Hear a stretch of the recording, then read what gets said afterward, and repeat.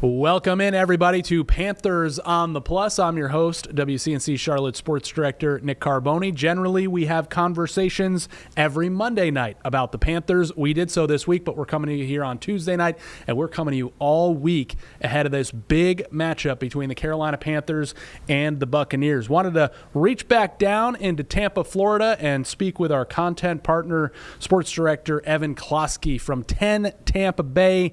Evan, I figured we ought to get to know each other a little bit over these next couple of weeks here. Carolina and Tampa facing off 2 out of the last 3 weeks. Yeah, I mean, this was quite the move from the NFL. It's kind of interesting how they're able to prognosticate some of these things. Sometimes it's a little bit luck. Other times they know it's coming down the chute. And, at least for me, entering the season, I was actually somebody who said, when asked, hey, how do you think this division is going to shake out? I said the Buccaneers are going to win it again. But I did say that the Panthers were my number 2 in the NFC South, and I was not a Falcons believer. So I'm gonna give myself a pat on the back before we see if the Panthers can actually win the thing. Evan Klosky's Q rating in the Charlotte metro area is skyrocketing right now. You got to appeal to the audience you're talking to. All right, we'll get into the matchup in a bit, but I want to talk about these two teams. Obviously deadlocked, top of the NFC South, but there are clear differences in how they got there and the feelings about how Carolina feels about being 7-7, which is, hey, that's nice. Wish we could take care of business a couple times along the way. And it feels like Tampa's sitting there ticked off. What's kind of the mood there in Tampa Bay with this Buccaneers group right now? Oh, it's jumbled for sure. I mean, I'm sure everybody by now has seen the Todd Bowles cursed, the curses Listen, flying anytime at you the can podium. inject the F word into other regular words, that's you're mad. You're mad. Look, I mean, Todd Bowles, I think, had 9 F-bombs in the matter of one response, and that probably is quite like double or triple the amount of times I've heard him curse, at the podium. Like, anybody who follows football dating back to Todd Bowles' days with the Jets, like, you never see that side of him.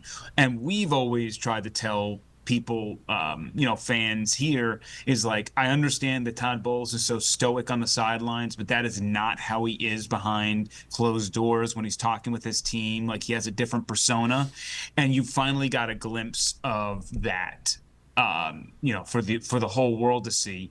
And now it's going to be interesting to see what the Buccaneers are able to do, because for all we've heard time and time again with this team is the culture of the building and everything's so great on the inside. And now you have the head coach essentially calling out his players, saying you're not doing enough.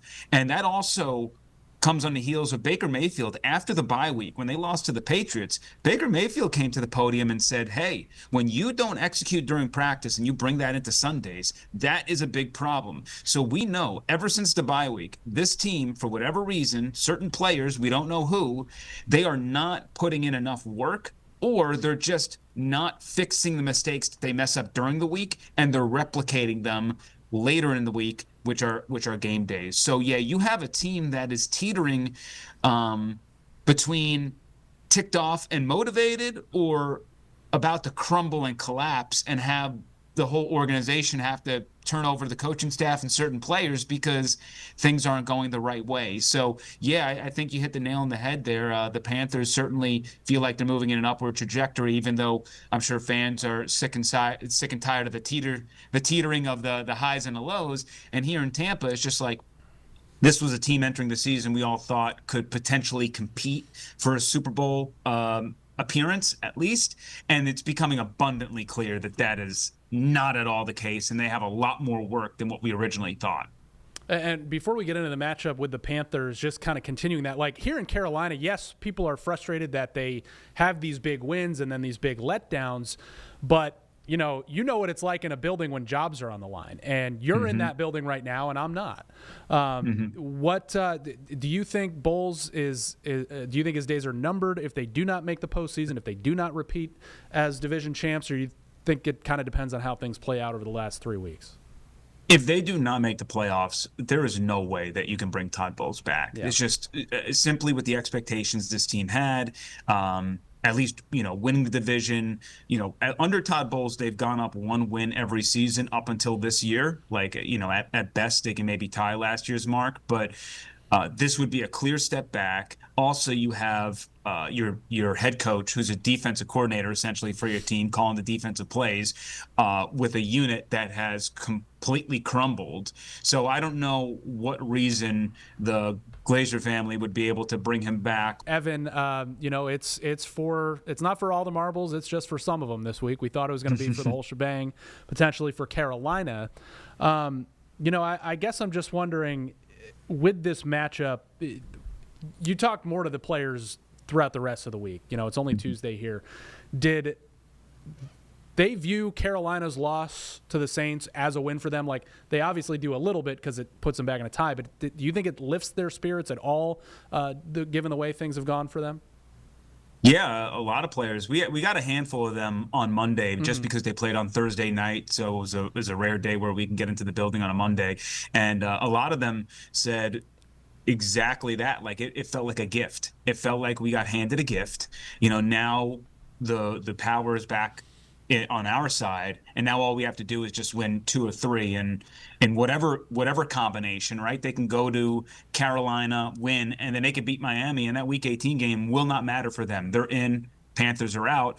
They can lose this weekend, and still win Miami and that final Panthers game, and still control their own destiny. So they feel like they got the rope back in their hands after letting it slip a little bit too far. And, a lot of them were watching that game, and a lot of them were cheering for the Saints. And, the overall message, though, in the end was, regardless of what happened in that contest, they got to fix whatever's going wrong with them. And if they don't do that, they're not going to be in the playoffs anyway. What a division. The Saints have the worst overall record and the best division record, but it's the Panthers and Bucs that are going to battle out for it over these last 3 weeks. We're talking to Evan Klosky from 10 Tampa Bay. When we come back, how is Baker's health? How is Baker's mood? And what's going on with that Bulls defense? I know Evan has an idea, so we'll come back right here on WCNC+. Back here for Panthers on the Plus, and we are previewing Panthers Bucs with 10 Tampa Bay sports director Evan Klosky. Evan, it's kind of a strange setup for the Panthers. We got Baker, Sam Baker, so perhaps some ghosts of quarterbacks past coming through the building. Let's talk about Baker Mayfield. 5 interceptions in his last 5 games. He had 1 interception-free game there against Arizona, I believe. What's kind of been this stretch for him? What's going on? I know there's health. What's going on with this offense? Because they seem to be getting healthier at the same time, though. Yeah, I think there's 2 things. One, Baker's definitely not healthy. You go back to the loss in Detroit and just go look at his QBR from weeks 1 through 6, and then look at his QBR from week 7 to present. And it's jarring, the difference. And part of that is his health. I remember him, wasn't there in Detroit, but certainly remember seeing images of him walking off the field with a heavy limp. We know he goes into the bye week, comes out of it against the Patriots, tells the CBS broadcast that day, yeah, I was like barely 50% against the Saints the week before. Then you factor in the Rams injury he has with the non-throwing shoulder. It's an AC joint sprain sort of deal. And luckily he's kind of avoided some hits there. Hopefully this long layoff after Thursday Night Football is going to help him. But he has not been himself. He took some scrambling, like the scrambling left his game a little bit there, and now he's bringing it back out of necessity. So that's one part of it. And then the other part is that the Buccaneers offensive line has just been decimated this entire year. This was a unit that was viewed as one of the best entering the league. That unit will never play snap together this entire season. You go back to the first few games, Graham Barton, their center, had to move over to left tackle. Ben Bredesen had to move over to center. And I think Graham Barton at center, his development has really been stunted. Somebody who went to Duke, we had high hopes for him entering year 2, and I just feel like all the calamity there on the line has really stunted some growth there, and he's struggled. It doesn't help that now, entering this game, he's got Dan Feeney on one side, Mike Jordan on another. Both of those guys were practice squad players to begin the season, and now with Graham not playing at his best, I think Baker is very scared of the interior pressure from other teams. And with the stunts that other teams are doing, the Bucs are just not doing a good job picking it up. And now, even when they pick it up well, Baker's already moving too fast in the processing, and he's sort of seeing ghosts out there, to refer to Sam Darnold. But so I think it's twofold. It's a little bit injury, and it's also just his mechanics are off, because I think he's super scared of the interior pressure, because he does not trust the offensive line right now. And I certainly when we look back at the season for the Buccaneers, I think number one on my list of what ifs is if that offensive line was intact, because we just never saw it. Skill position wise, are they feeling a little bit better about things though in these last 3 weeks? Yeah, I mean, despite the offensive line issues, which are fair and valid, there still are no excuses for Baker Mayfield anymore entering these final 3 games. Chris Godwin, Mike Evans, Jalen McMillan, Emeka Egbuka, Bucky Irving. I mean, you have a plethora of talented options. Really, Thursday night football is the first time we saw it, but Mike and Jalen were kind of getting eased into action, certainly more Jalen than Mike, but now you might see those snap shares increase, and now we might finally see what the offense was sort of supposed to look like entering the year, because this is just the second time we're going to see all of them together, and it won't be on like a 3-day rest sort of deal. So, I think that's, if there's one calling card for Buccaneers fans here to be excited about, for Panthers fans maybe to be a little bit scared about, it is those weapons for the Buccaneers, because they do have a lot of talented players, and we might see Cade Otton return this week, who missed last week's game. Yeah, all those guys you mentioned, and I'm sure Egbuka for the next however many years, all those guys have been thorns in the Panthers' defense's side the last few years. And certainly Mike Evans, yeah. And running backs there too. So I just realized, looking at the depth chart, forgot another former Panthers quarterback, and hopefully for the Bucs he doesn't make it onto the field, but Teddy Bridgewater will be in the building next week too. It's been a strange year in a lot of ways. Sticking with Baker, because he was here for such a brief time, but he made a big impact, sometimes in good ways, sometimes in bad. Didn't last very long, but found a home there in Tampa, and the personality has just seemed to mesh so well. I'm wondering what it's like to be around him right now as things are backsliding. They've got to really save things here. How is he kind of responding to that, and how are guys following him into these last 3 games?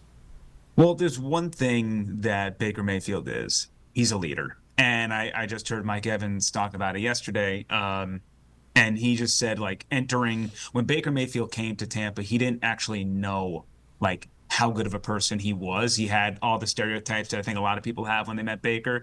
But when Baker came to town and won over guys like Mike Evans and Levante David so quickly, that kind of shows you how beloved he is in that locker room and respected, because those are the OGs in there. They kind of set the tone, and I think they know that Baker's going to do everything that he can, and Baker's being responsible for his performance. He has not played well. Like, he just has not been a good quarterback since week 7, and those are the facts. And after the Thursday night football loss, he even said it, in front of the microphone, saying, like, that people are going to blame the defense. It's not the defense, it's me, like the offense. Like, I need to play better. Put that loss on me. It's going to haunt me. Like, there's a lot of things that he's doing, at least in front of the cameras, and I certainly know behind the cameras, to make sure that everybody's locked in. But he still has to play better. But I mean, even today, he's out at a community event doing stuff. So, he'll keep his energy up, and it's just a matter of, like, he just needs one good performance, I think, to just get the confidence back. I think he's sort of teetering here on a little bit of losing what. It's been a long time since he's had a heater, and usually he has like a handful of those in a season, and you have to really go back to week 6 before it felt like Baker Mayfield was himself. Talking to Evan Klosky, sports director at 10 Tampa Bay. Wrapping up this segment, Evan, you did a great breakdown on your X handle, eKlosky WTSP, of the sequence America saw in prime time to basically squander the game away against the Falcons. What is going on with Todd Bowles' defense right now, especially through the air? Well, go back to the 4th and 14, which is a hotly debated topic of whose responsibility was who, but I'm pretty confident saying that like Kindle Vildor, for example, doesn't sink to the sticks on a 4th and 14, and Kirk Cousins is able to just, to hit that hole there in the cover 2 gap, and bing, bang, boom, they keep moving down the field. And those are the things that Todd Bowles is so upset about, right? Like, we can all talk about Todd Bowles' scheme maybe being stale, and I'm here for that conversation. I think that's a part of it. I think the talent level isn't good enough, and Todd Bowles is scratching his head wondering what am I supposed to do with what I have, especially considering Zion McCollum isn't going to play on Sunday. He's on the IR, so they're going to have to maybe move Jacob Parrish out, a rookie who's also hitting a little bit of a rookie wall. There's just a lot of mixing and matching that Todd has to do, and I think he's running out of answers. Or, start Benjamin Morrison, who's had a really up and down, mostly down rookie year himself, especially off the field with hamstring injuries. But there is a little bit of a give and take there. It's like part of it is Todd Bowles' scheme, and when Todd Bowles' scheme isn't the problem, then the players are making silly mistakes, like not sinking to the sticks on 4th and 14, when clearly, I would argue anybody who's come up through football and has played, like, they know that situational awareness, that's what you're supposed to do. So I don't know. It feels like it's avalanching. When they came out of the bye, they were giving up explosives. And that is like, we've never seen a Todd Bowles defense give up so many explosives. You think about the Jahmyr Gibbs run that was like 70-plus yards. Kyle Williams and Travion Henderson, they combined for 3 explosives in that loss against the Patriots, where I actually thought Tampa Bay was the better team that day, but the explosives killed them. And then kind of go to the next week, they gave up another explosive. And I felt like those experiences kind of forced Todd Bowles to go back into his shell, saying, okay, I can't play the aggressive way that I want to play. Now I got to play a little bit softer coverage, which is what fans have seen for the past couple of years here, which is like rip your hair out, like, oh my God, like, it's so painful Buddy, to watch. we know because, all about it. Yeah, like, you're just depending, and like, to the Bucs' credit, like, their turnover margin is +9. Like, that's a top 5 margin in the league. They are very good at havoc. They're very good at tackles for loss, sacks, turnovers. Those are all great, but when they're not doing those things, and those are variables you can't really control game in and game out, you can't really predict them. When you're not making the havoc, you are just going to bleed yards because it's too easy. So Todd has to find a way to create pressure again up front, because just sending 4, it's not working. It's been terrible the last few games. Booger McFarland's on Twitter saying it's the worst front 4, essentially, like the worst pass rush in the league. And Todd has to be a little bit creative of how to pressure a guy like Bryce Young, because without the pressure, that secondary is just going to get burnt to a crisp, because they'll just avoid Jamel Dean and they'll just send the balls the other way. Well, speaking of bad pass rushes, I'm looking at Baker getting sacked 5 times by Atlanta and trying to figure out who's getting 5 on him here in Carolina. But we got one more segment to go with Evan Klosky talking Panthers and Bucks. Got an interesting question for you about the Panthers head coach, who you know a little bit. That's coming up on the other side here on WCNC Plus. Final segment here on Panthers on the Plus. We are talking Panthers Bucks with 10 Tampa Bay sports director Evan Klosky. Evan, you covered the Panthers head coach Dave Canales for 1 season as offensive coordinator down there. It's been an interesting year and change for Canales here, because I think when the Panthers hired him, everybody thought they were getting this big, young, hotshot offensive genius. And I think he's had his moments. I think he's done a better job at installing a better culture here than they've had since the Ron Rivera era. Are you surprised at how inconsistent maybe he's been as a play caller here? You watched him for 1 year there, and I think maybe that's the key, is 1 year as a play caller in Tampa. I mean, that was sort of the risk when Carolina hired him, because I think, first off, Dave Canales, as Baker Mayfield likes to say, is an optimist bully. When it comes to culture, was never worried about that with Dave. I think that's part of the charm of why he got the job in the first place, of sort of this Dan Campbell-esque character, not from the way that Dan Campbell operates, but just more of like, hey, we can bring in this guy and he's just going to set the tone for everybody else, and it's going to create a great ambiance in the room. But as you mentioned, like when Dave Canales was hired at Tampa Bay, in that season, nobody wanted that job. Nobody. I mean, the Bucs threw out so many darts to OCs, and they got turned down constantly. Dave Canales, who was under Pete Carroll, who got passed over multiple times by Pete Carroll, he finally wanted his opportunity and got it in Tampa Bay. Now, that season, when he was offensive coordinator, it took a while for Dave to win over the hearts of people here because he was so stubborn with the run game. He was so stubborn running the same concepts. The rushing attack stunk here his season. It was terrible, one of the worst in the league, if not the worst in the league. And he would not stop running the same concept. And it was like, oh my God, what are you doing? But he did at the back end of the season, he kind of found his groove there. If you remember, the Bucs beat the Eagles and torched them in the playoffs. They went up to Detroit, were actually tied with them in that game in the fourth quarter before they ended up losing in that playoff matchup. It was a huge, like, whoa, where did the Bucs come from? They were supposed to go down the tube, and it looks like they're heading in the right direction.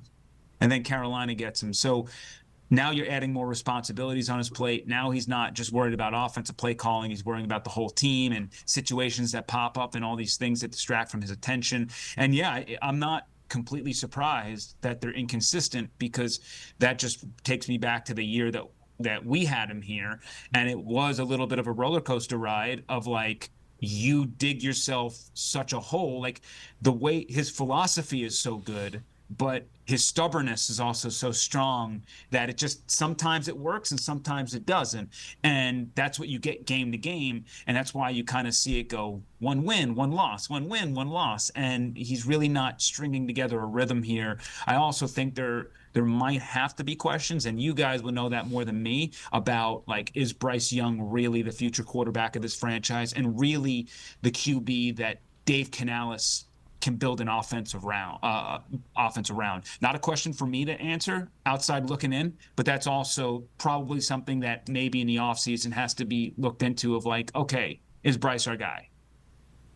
Yeah, and that's totally fair and what we're all talking about here. And I think when they have synced up, the few times they have both synced up as play caller quarterback in the same game, the Rams game the other week, it looks fantastic. But those have been, inconsistent at best and at times few and far between. A couple more minutes with Evan Klosky talking Bucs, Panthers. Evan, what's if you're a Bucs fan, what's the thing that you're most confident in this Sunday? Yeah, I think the one thing I would say is that the offense, outside of the O-line, which we talked about, I think that the offensive pieces being back is going to be a big deal. I think that at a certain point, and I just remember speaking with people within the organization before the season, and I was told this, that like at a certain point, when you have so many playmakers, there's only so much you can do as a defensive play caller, right? Like if you want to double Mike, well, okay, now you're going to have Chris Godwin one-on-one, Jalen McMillan one-on-one, Emeka Egbuka one-on-one. Like you can't cover everybody and everything. So I am, if I'm going to be just the optimist here for the fans out there, like watch out. And the Bucs scored 28 against the Falcons. And I don't even think they played that good of an offensive game in that contest. And they still found a way to score 28. So they left a lot of meat on the bone and they scored 28. Like I see them putting up points on Carolina where their defense, typically in Carolina, the Panthers have done so well against the Bucs for whatever reason. And certainly Baker Mayfield has gotten confused in a couple of those matchups with what they present. But that would be my one thing of like, watch out for these skill players. I think they're ready to take off. Bucky Irving is still running down the field at Bank of America Stadium, I think, from last year. It's a different defense this year, I will say. They've tightened that up. Okay, so yeah, last year's rushing defense for Carolina was Cincinnati's trying to take the mantle there. Evan, so conversely, like if you're a Bucs fan, you're looking at this matchup going, don't like that, and I think I know where you're going to go with it. Yeah, just the defense. Like I can't trust them. They have nothing positive for me to turn to right now, defensively speaking. Like they forced one turnover against Atlanta on Thursday Night Football. They should have had more. Somehow they don't scoop up a fumble where 5 players are around it. That's the best positive I can give is that they do have an ability to force turnovers, and Panthers fans know very well about a certain fumble that happened in overtime last year that swung kind of division in the Bucs' favor. It was a critical game. But otherwise, man, like if Carolina protects the football, I just don't know how they're going to be stopped. And even when you think back to that game last year in Carolina, there was just some like, Dave didn't go for it on a fourth down. This time around, it looks like he's very pro going on a fourth down. I bet he goes for it more. Like I imagine entering this game, Dave Canales is going to be uber aggressive on fourth down, knowing how bad this Buccaneers defense is. And, I'm very curious how you guys feel over there with all these fourth down calls, because it's great when it works out versus Los Angeles. But I think we saw the flip of the coin there. When it doesn't work out, against a team like the Saints, that's how you kind of leave yourself susceptible to losses. Well, I think a lot of people would hope that Bryce Young thinks every down is fourth down, because he seems to be better when his back is against the wall, third and fourth down. All right, Evan Klosky, sometime in mid-January, we ought to print "We Survived the 2025 NFC South," because it's been a weird, wacky time, as usual with this division, especially this year. Find him at eKlosky WTSP. Won't find anybody covering the Bucs better, so you're going to want to follow him these next couple of weeks. Evan, thanks for joining me, man. I appreciate it. Thank you so much. You got it. We're going to have lots more Panthers on the Plus all week, every single night at 9 o'clock, leading up to Panthers Buccaneers. We'll see you tomorrow.